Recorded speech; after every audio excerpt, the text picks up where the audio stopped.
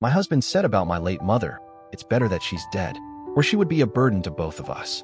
I stormed and moved out of the house. Now he's crying and screaming in our yard because I have done what he never expected me to do. It still makes me feel sick when he said that.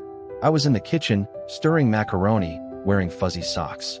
The news was buzzing low from the living room, and he was sitting on the couch, half watching, half talking about my family. His tone was casual, careless, like he was reading headlines. I mentioned my mom, just her name, just a memory, and he said it, with a shrug like it was a weather update. Well, it's a good thing she's dead, or she would have been a burden to us. Burden? I froze, spoon mid. Did you seriously just call my mother a burden? He didn't even look away from the TV. Yeah, even before she died, honestly. My breath caught in my throat. You think that? About her? After all she did for you? For your family? He finally turned his head, blinking like I was overreacting. She was always too much. Too much. Mind you, my mom was the kindest person I have ever seen in my entire life. She gave shelter and food to the homeless, spent weekends visiting the sick, supported orphanages. She was light where there was none. And when his dad got into that accident and they had no money, no insurance, she stepped in, paid the hospital deposit, made sure he got the care he needed, cooked for his family when they were too stressed to eat. She even helped his sister get through nursing school. 6 months before she passed, she became very ill. Her mind started slipping. It was heartbreaking, hard on both of us. But not once did I ever think of her as a burden. Because there's no way 6 months of pain erases a lifetime of grace. This was the woman who helped his family when they were flat broke, fed his dad when he was recovering from a car accident, paid his sister's tuition once when they had nothing. I looked at him like I didn't even know who he was. If my mother was a burden, then so is her daughter. I can't live with you. I walked out, grabbed my car keys, texted my coworker and only real friend, Leah. Me. Can I come over?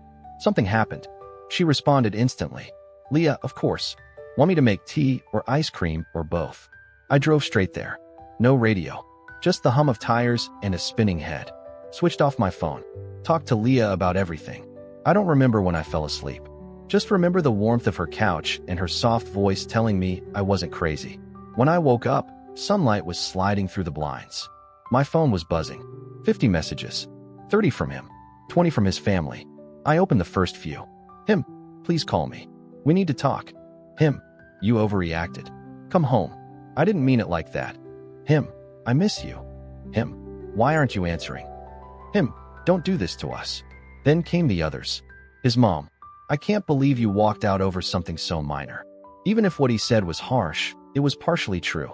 Partially true. His brother, marriage is about forgiveness. This isn't even a big deal. His sister-in-law, yeah, your mom kind of became a dead weight when she got sick. 6 months of dragging everyone down. Even after death, she's the reason we're in this mess. I read through each message. One by one. My fingers felt cold. These were the people my mother helped. Who she fed, comforted, lifted up. I locked my phone. Laid back on the couch. Just stared at the ceiling. Thought so long I started doubting myself. Maybe I overreacted. Maybe I'm being sensitive. He's always been dense. Oblivious. He didn't mean it like that. Right?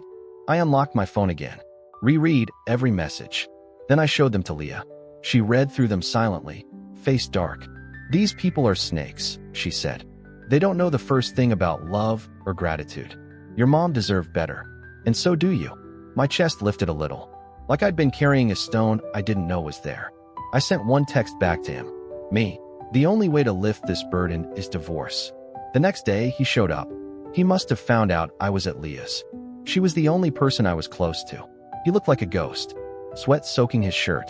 Hair a mess. Dark circles so deep they looked painted on. His voice cracked. You're really going to throw away our marriage over something so little? I stared at him. He looked like a stranger. You insulted my mother. The kindest person I've ever known. And you don't even regret it. He stepped forward, hand out like he could erase everything with a touch. It wasn't meant to be offensive. I was just being honest. I didn't mean it like that. Do not touch me, I said, stepping back. He raised his voice. You're being ridiculous. You know I didn't mean it. His eyes welled up. His face was red. He looked completely unhinged. Leah stepped in from the hallway. You need to leave, she said, voice calm but firm. If you keep bothering her, I'll call the landlord and have you banned from the building." He looked at both of us, mouth open. No words came. Then he left. A week later, I signed the divorce papers myself. He didn't contest it. Maybe he thought I'd come back.